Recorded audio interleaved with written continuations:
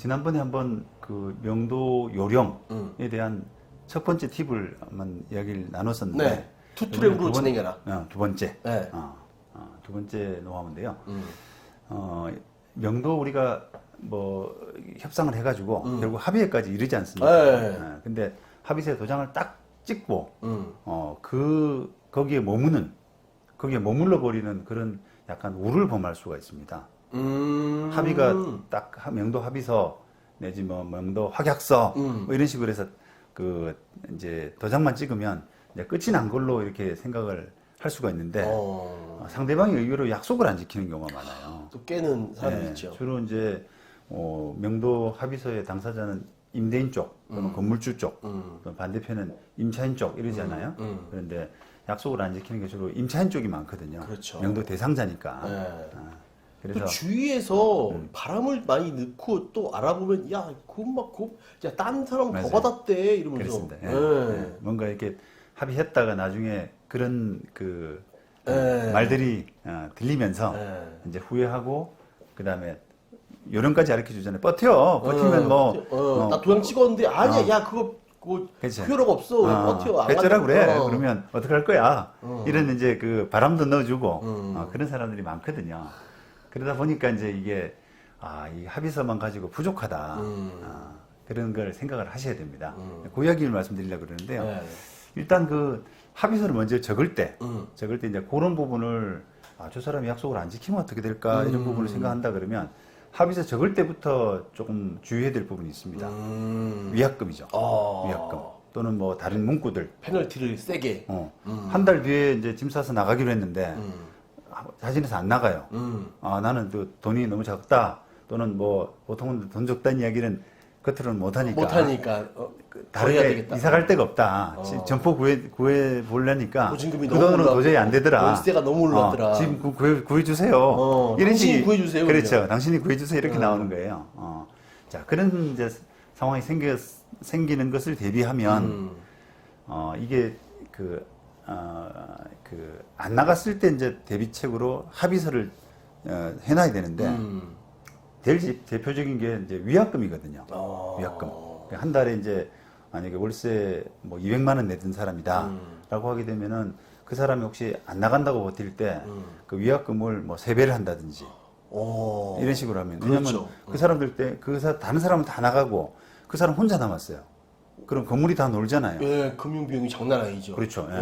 그러니까 그것 때문에 버티는 거거든요. 그러면 이제 그 사람을 어떻게 부담을 줄 거냐라고 하는 부분을 이제 위약금으로 하는 건데 위약금을 좀 세게 해가지고 보증금이 남아 있는 사람일 경우입니다. 보증금이 남아 있을 때. 보증금도 하나도 없고 이러면 위약금도 사실은 소용이 없을 때가 있죠. 그렇죠. 근데 이제 그런 보증금도 좀 있고 재산도 있고 잃을 것이 있는 사람 이런 분들은 위약금 같은 걸 좀 크게 해가지고 3배로. 아니면 3배가 절대적인 건 아니고요. 더 커야 될 수도 있고 더 작아야 될 수도 있는데 임대인 입장에서는 사실은 큰 게 좋죠. 그렇죠. 그죠? 그런 부분을 해서 임차인이 마음을 못 바꾸도록. 그렇죠. 저건 부담을 느끼도록. 그렇죠. 부담을 느끼도록. 그렇게 하는 게 좋고요. 그 다음 또 두 번째는 이제 문구를 그저 써놓자면 한 달 뒤에 나가기로 했는데 안 나가게 되면은 그 짐의 소유권을 아예 포기한다. 안 나간다고 해도 바로 드러낼 수가 없단 말입니다. 그렇죠. 소송을 해야 되죠. 소송을 해야 되잖아요. 그러니까 드러낼 수가 없으니까 아예 그 짐 소유권을 포기하고 내가 어떻게 처분해도 무방하다. 그 다음에 내가 들어가도 너 이의 제기하지 않는다. 그런 식의. 어떻게 됩니까? 그거는 이제 기본적으로는 유효하다. 그런 합의는 유효하다고 보는 거예요. 그게 이제 우리가 임대차 시작할 때 명도 합의라 그래서 네가 차임 3번 내고 뭐 이런 상황이 생겼을 때는 내가 짐을 그냥 끄집어낸다. 이런 거는 우리가 기본적으로 무효라고 보거든요. 네, 그렇죠. 그런데 이 상황은 임대차를 정리하는 상황이잖아요. 시작하는 상황이야. 그러니까 마무리할 때 어떤 합의이기 때문에 그 합의는 기본적으로 유효하다라고 생각을 해야 됩니다.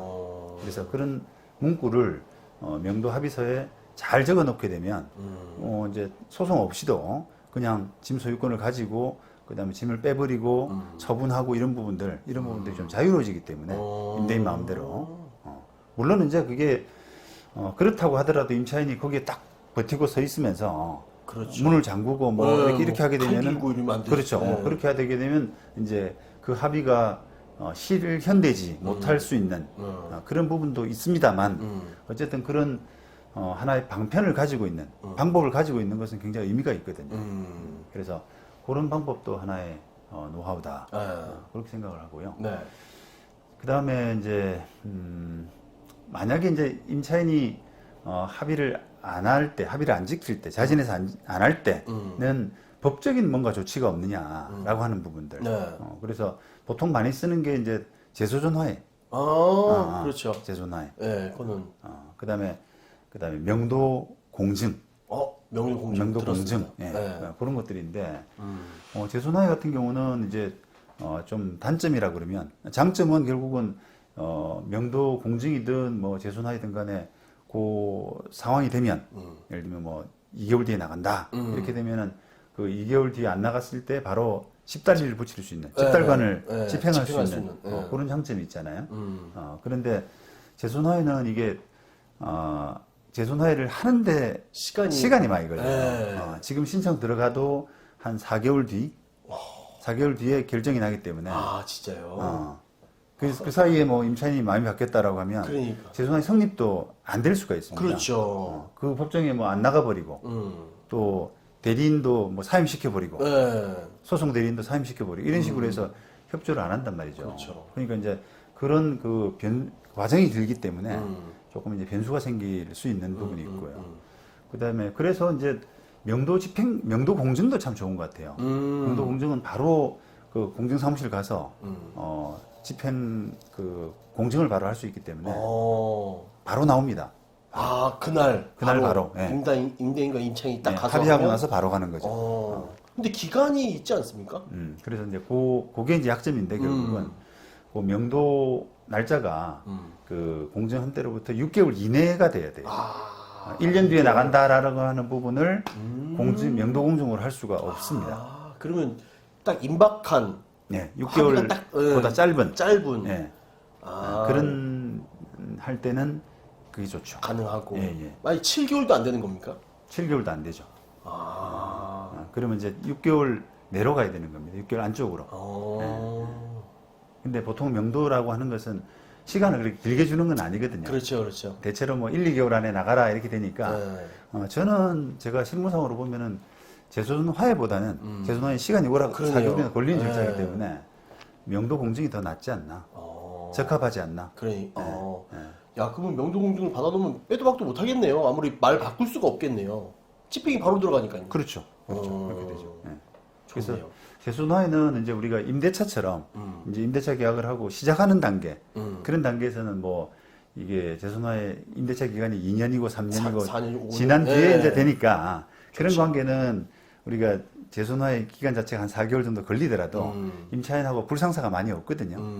그런 데는 이제 재소전화가 적절하고 이렇게 명도를 목전에 두고 염두에 두고 합의하는 그런 단계에서는 합의하고 나서 바로 명도 공증하는 그런 것이 더 적절하다. 좋네요. 네. 그런데 저도 궁금한 게 저도 들어서 알고 있었는데 전 가격이 참 궁금합니다. 어떤 공증 가격이. 공증? 그러게요. 제가 공증 담당하는 변호사는 또 아니라 그거는 가격은 잘 모르겠는데 그게 아마 공증 요율표 같은 게 있을 거예요. 변호사 보수표. 딱 정해진 우리가 정가거든요. 일종의 정찰제. 그런 가격이라서 아마 그 소송물 가격 속가라고 하는데 그런 거에 대해서 결정되는 거죠. 그런 거에서 많이 좌우될 겁니다. 그래서 그거는 공증사무실 뭐 많이 있으니까 전화로도 물어보고 하면은 가격은 금방 알 수 있습니다. 그런데 재소전화보다는 아마 비용적으로도 좀 저렴하지 않을까 싶어요. 그렇구나. 그래서 그런 부분들을 그 적절하게 상황에 따라서 적절하게 뭐 그런 아까 합의만 잘해도 될지 사람인지 예를 들면 뭐 상대방이 임차인인데 아주 유명한 대기업이라든지 이런 데면 위약금만 잘 달아두게 되면 그렇죠. 그렇게 엇나갈 일은 별로 없거든요. 그때 전화위복이 될 수가 있죠. 그렇죠. 평가 있으면 그만큼 다 받을 수 있으니까. 그렇습니다. 그러니까 이제 그런 임차인들 믿을 만한 임차인은 그런 합의서만 잘 쓰는 것으로도 뭐 만족할 수 있는데 뭐 그렇지 못한 경우에는 뭐 제소사회나 명도 공증이나 이런 부분을 좀 서포트할 필요가 있다.